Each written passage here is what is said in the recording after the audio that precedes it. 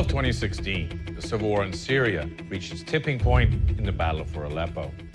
The city was divided between the eastern half, controlled by rebel groups, and the western half, controlled by longtime Syrian dictator Bashar al Assad. Assad has been sharply condemned by the international community for a long list of atrocities, including using chemical weapons on his own people. Now, despite this international condemnation, his forces retook the city with the help of the Russian military and, along the way, earned the tacit approval of the incoming American president. If Putin wants to go and knock the hell out of ISIS, I am all for it, 100%. And I'm looking at Assad and saying, maybe he's better than the kind of people that we're supposed to be backing. Isabel Young went to government-controlled Aleppo just before the city fell to see what an Assad victory will look like going forward.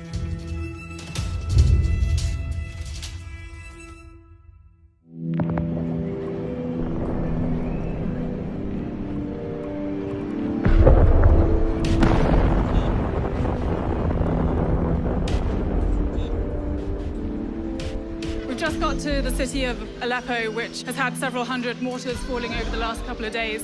The government has tried to take a major supply road of the rebels, and the rebels have retaliated by sending hundreds of mortars.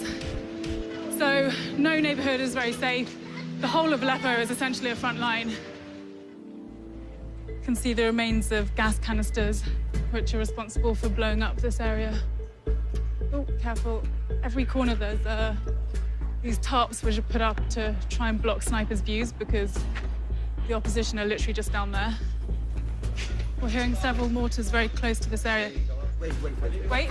Now this is a sniper. Stop shooting here. There's a sniper down there. Go, go, go.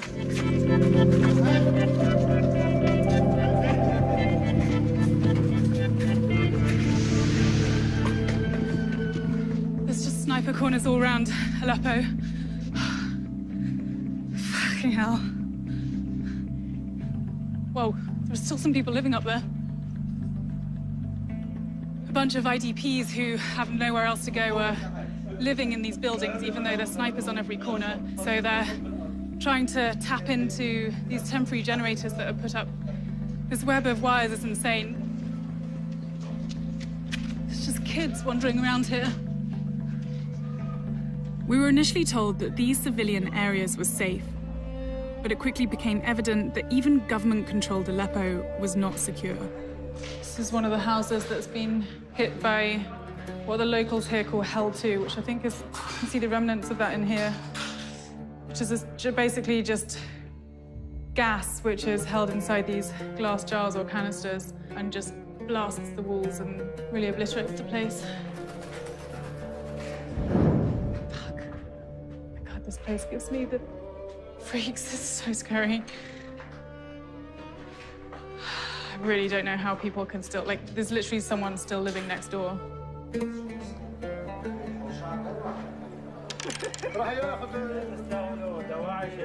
Hello. Salam. Salam. Isabel.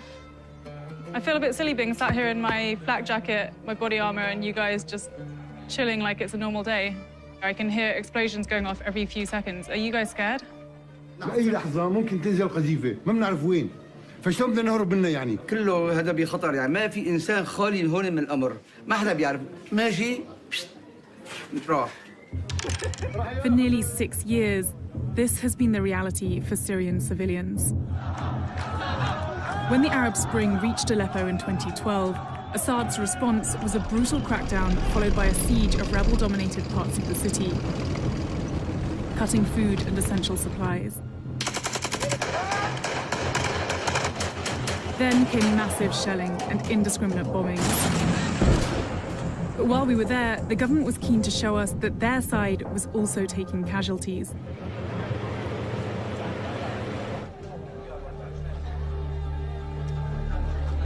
We are receiving almost 100 cases from 100 cases a day? Daily.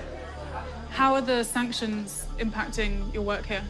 الحظر على سوريا أدى إلى صعوبات كبيرة في استخدام الأجهزة الموجودة عندنا بسبب عدم توفر الأدوات اللي ممكن نصلح فيها الآلات الموجودة عندنا. Do you ever get scared? Never and ever I will not, because we are believing in God. Does that happen a lot? The No, electricity no just goes- problem. About 15 seconds will coming. Okay. Don't worry. Must be- 15 seconds. Don't worry. This is definitely not easy conditions to work under. But civilians living here have little option but to endure the suffering. Salam. What happened to your baby? شظايا وعي شظايا قذايف شظايا ضرب له راسه صار معه تفتت بالجمجمة. Why are you still in Aleppo? Why haven't you left? وين بدنا نروح؟ وين بدنا نروح؟ هاي بلدنا ونحن عايشين فيها.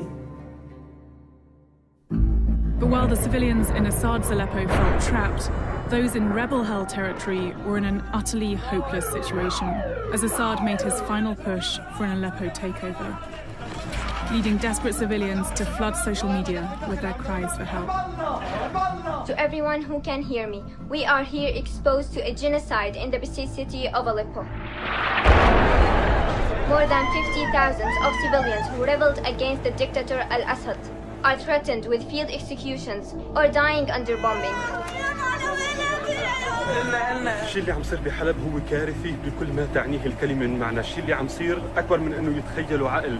I can't describe because what we have seen the last 2 days is indescribable.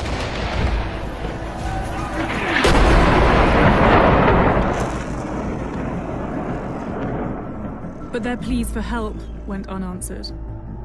Assad's forces took control of Aleppo's last strongholds, and those who survived were bussed away from their homes. This was a defining moment for Assad, representing a major step towards regaining complete control.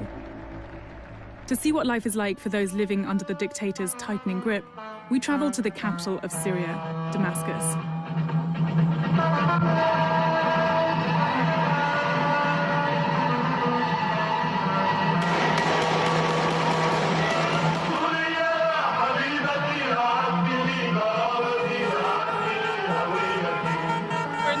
Neighborhood of Damascus, and to be honest, it feels like we could be in so many different parts of the world right now, but definitely not Syria.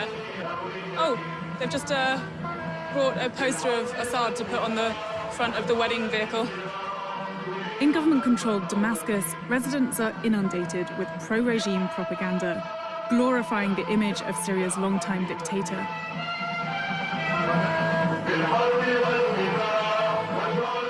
Day and night, people are bombarded with this message.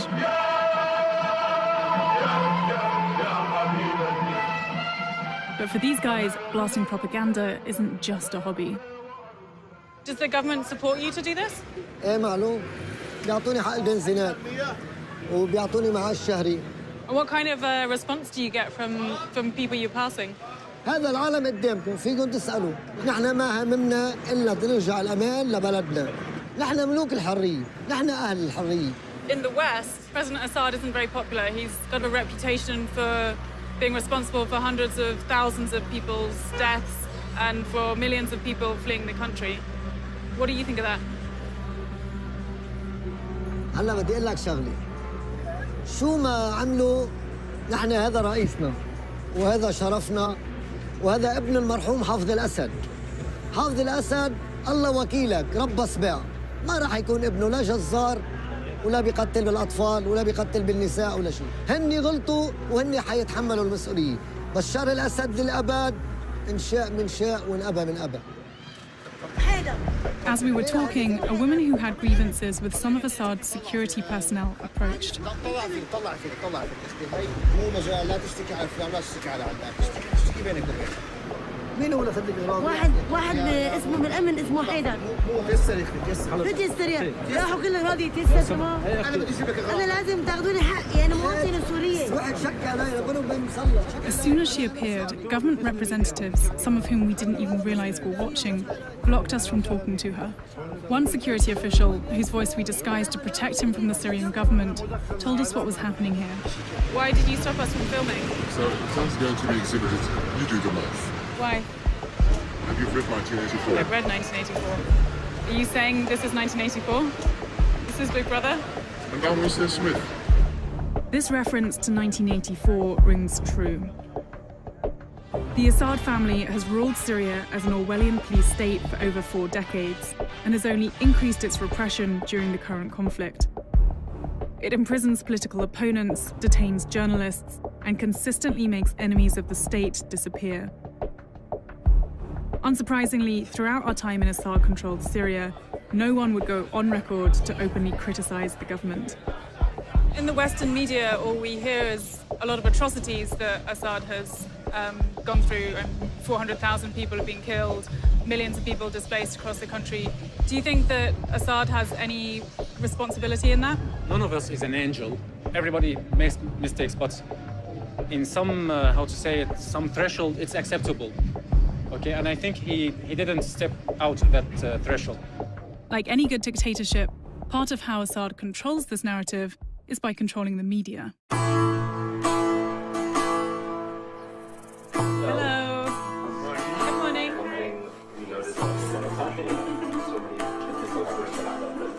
I'm here at Summer TV, which is a very widely watched national TV channel. I know that the presenters here are keen to ask me some questions, hoping to get the chance to throw them a couple of questions too.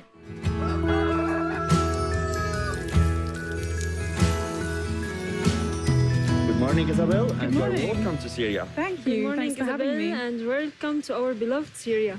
Thanks. When you came to Syria, you had ideas to put in your movie. What was your main goals? The main thing is to come in from the government perspective and to see what you guys see and to see how you guys live. And one thing I was surprised about is the number of posters and the level of supposed loyalty here that President Assad has. I don't know what you guys think about that as well. اوكي إيزابيل، هل وجدتي صعوبات خلال تنقلك بالمدن السورية أو خلال يمكن ذهابك لمناطق معينة بسوريا لحتى تصوري فيها؟ To be honest, we have a government minder with us the whole time. We have a lot of people ensuring that there's a lot of permissions that we need to get through every single layer. And so getting to certain places and talking to certain people is a real issue. I don't know if that's partly because of the restrictions that are in place for media. Maybe you guys could tell me about that. كيف وجدتي إيزابيل تفاعل الناس طبيعة الحياة بسوريا؟ Are you able to answer any of my questions? Yeah, for sure. رح نكمل مع إيزابيل، لكن رح نكمل معك ونعرف الرسالة اللي أنت حابة تحمليها من خلال الفيلم الوثائقي اللي عم بتصوريه بسوريا. While the hosts avoided answering any of my questions on air, one of them did agree to speak with me candidly off air. You have millions of viewers watch both your morning show and your evening show. Yeah. Do you think the government watches it? Absolutely, yes. Absolutely, yes. Do you think they like it? I don't talk to any one of them, but I think if they didn't approve, they will tell us some way or some another way.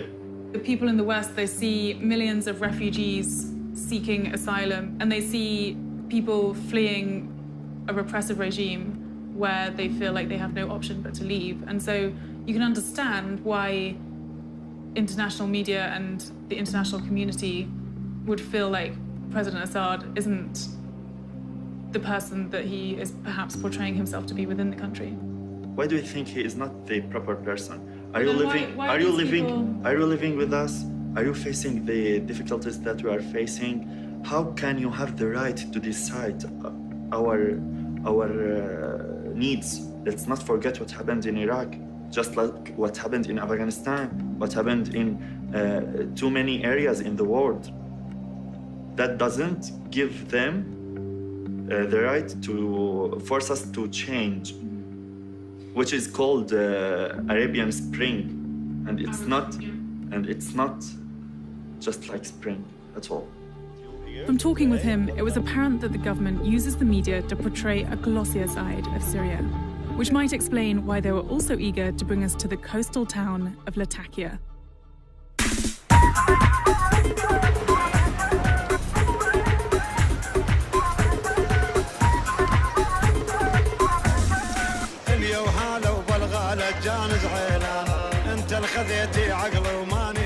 Believe it or not, we are actually in Syria.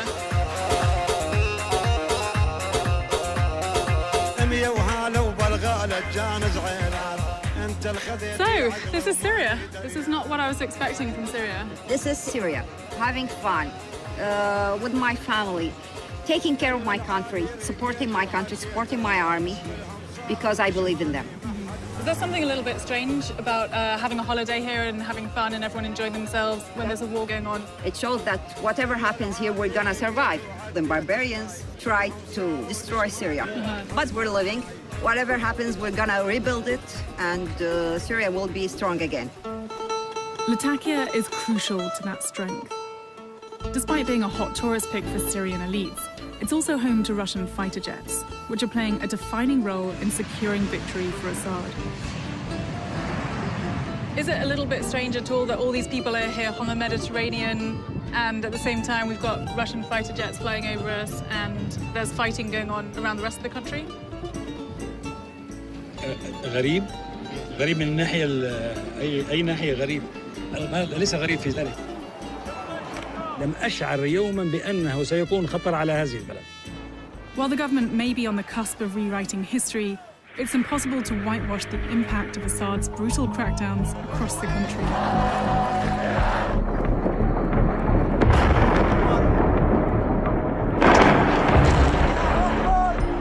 We didn't have to travel far from the capital to see total devastation in the suburb of Daraya.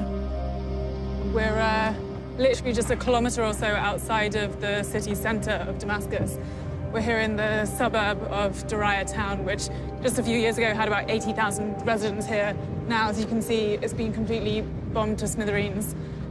This is actually one of the hotspots of the revolution, and the government has clamped down pretty harshly on them ever since.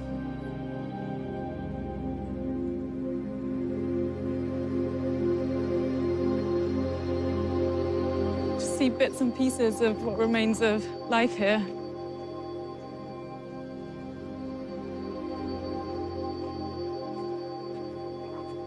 It's pretty insane to think that there were 80,000 people or so living here not so long ago, and now it's just a ghost town. The residents of Daraya didn't just disappear. With the town under siege, they were surrounded and starved out. The regime allowed us to meet with a select group of soldiers.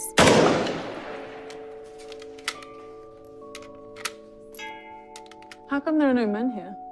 نحن هون عملنا مثل الشباب. ما في فرق بيناتنا بين الشاب والبنت. كلنا ايد وحدة. Who are you looking out for? مجموعة إرهابية مسلحة قدامي. عم راقبها. هدول داعش والنصرة. There's reports, at least in the Western media, that there's several thousand people over there who are starving and unable to get aid. Is that true? هلا هذا الحكي مزبوط، بس هنن اللي رادوا هذا الشيء.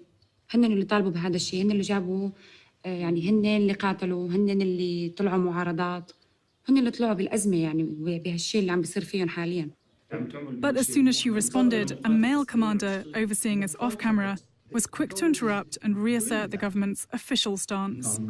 احنا ما عم نشوف حدا، نشوف مقاتلين عم نتعامل مع مقاتلين، مقاتل لمقاتل. نحن So you guys haven't killed any civilians in this town? مجرمون، يعني في قدامنا عناصر مقاتلة فقط لا غير، ما في قدامنا حدا مدني، احنا ما عم نستهدف مدنيين. These were the only government fighters we were permitted to talk to, and we weren't allowed to speak to them in private. What made you come here? اللي خلانا نجي لهون انه نحن صار في ازمه عنا، صار في ناس عم تحارب ضدنا، ناس بدها تخرب الامان عنا، اجينا لندافع عن وطننا.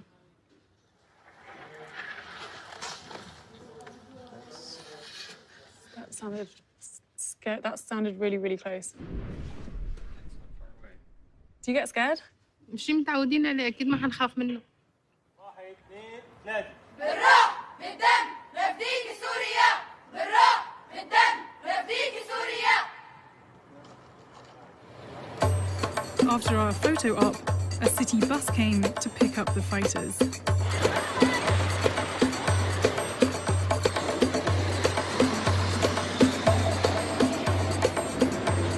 Something very bizarre about that. These guys have just got ferried off on their bus. Can't help but feel that they might have been here for us. Much like Aleppo, in the time since we visited Daraya, what remains of the town has fallen to Assad. And the opposition, we were told were terrorists and IS fighters, were revealed to be predominantly civilians, including many women and children. With more and more territories suffering a similar fate, we spoke to one of the Assad regime's leading politicians, Faraz Shahabi, about the future of Syria. The US has said that Assad is the root of all evil. Whether or not you agree with that, the US has been against Assad, the EU has been against Assad. Various international communities have been outspoken in their opposition to Assad. How is he still in power? It seems like that is against all odds. Yeah, exactly. This is the question that you have to ask all these hypocrites, the politician hypocrites in the West. How can a guy that you put all the NATO brain and power and intelligence against him, and you could not do it after 5 years? What does that tell you? Is he a Superman? Is he really a guy with superpowers? No. The overwhelming majority of the Syrian people is with him. And why are they with him? Because they don't want their country to go down the drain, to be a failed state, to be a form of Afghanistan. So do you think that Assad symbolizes security and safety for the average, everyday civilian? Yes, and symbolizes, more importantly, secularism. We are a secular state against fundamentalism, against Islamic jihadists, against terrorism. Why aren't you supporting us? Why are you siding with the side that is known to be jihadist and beards to the ground? Why are you siding with these guys? It seems like anyone who is classified as the opposition in Syria is also classified as a terrorist. Totally wrong. When the first protests started to take place in 2011, they were pretty peaceful, democratic protests, and the government reacted by a pretty harsh crackdown, which arguably left these opposition groups with not much choice but to bear arms themselves. Are they supposed to lie down and take it while thousands of protesters are locked up or detained or killed? No one was getting killed. See, our report is different than your report. It's pretty evident, yes. Yes, what we've seen on the ground is different than what we hear on the Western media. So are you saying that the government had nothing to do with attacks on innocent civilians? I'm positive. But they want to demonize us. Fine. This is the result. Another result is that Syria's 5 largest cities, which make up the backbone of the country, are all now officially in Assad's hands. And if you want to see what the future looks like, look no further than Homs.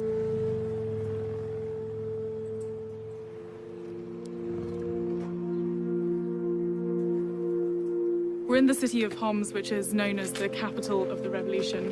The government actually took back complete control of the city.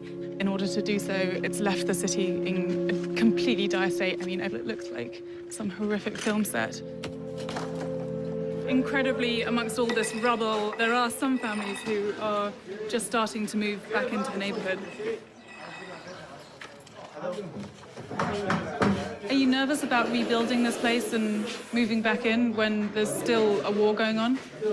والله إن شاء الله ما بصير شيء. إن شاء الله إنه ما بصير شيء.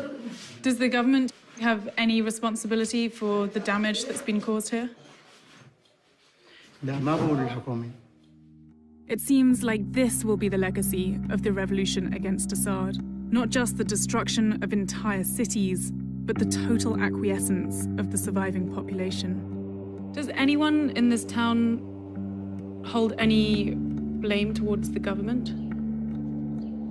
لا هلا نحن بهالمنطقتنا لا هلا ليش نحن كنا عايشين قبل الأزمة وكانت سيادة الرئيس موجود والنظام موجود.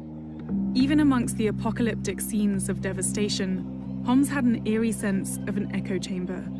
Whatever way we asked, we got nothing short of devout regime loyalty. Do you blame the government at all? Because they were responsible for many of the attacks that took place in Homs. No. Our Hukumi very good.